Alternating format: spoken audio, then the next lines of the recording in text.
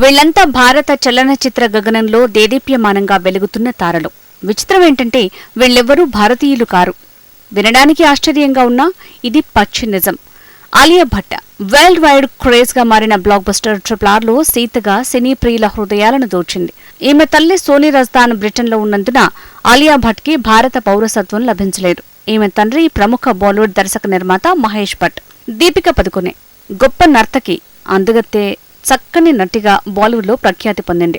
ఈమె తండ్రి ప్రముఖ బ్యాడ్మింటన్ క్రీడాకారుడు ప్రకాష్ పదుకొనె. ఈమె బెంగళూరులో పెరిగినప్పటికీ డెన్మార్క్లో పుట్టడం వల్ల డానిష్ పౌరసత్వం కలిగి ఉంది. Akshay Kumar Bollywood star hero, fitness expert.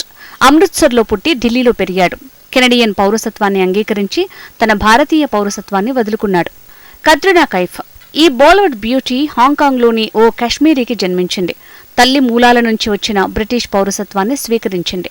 ఎమీ Jackson ఎవడు, ఐ, 2.0 చిత్రాలతో ఓవర్ నైట్ స్టార్ అయిన ఈ అందాల భామ బ్రిటన్లోని లివర్పూల్కి చెందింది. బ్రిటన్ పౌరసత్వాన్ని కలిగి ఉంది. జాక్వెలిన్ ఫెర్నాండెజ్ ఈ బాలీవుడ్ భామ 2006 మిస్ యూనివర్స్ శ్రీలంక అందాల పోటీ విజేత. బహ్రెయిన్లో పుట్టింది. శ్రీలంక పౌరసత్వాన్ని స్వీకరించింది. ఇలా మరెందరో భారత నటీనటులు ఇండియన్ స్టార్సే, కానీ ఇండియన్స్ కాదు.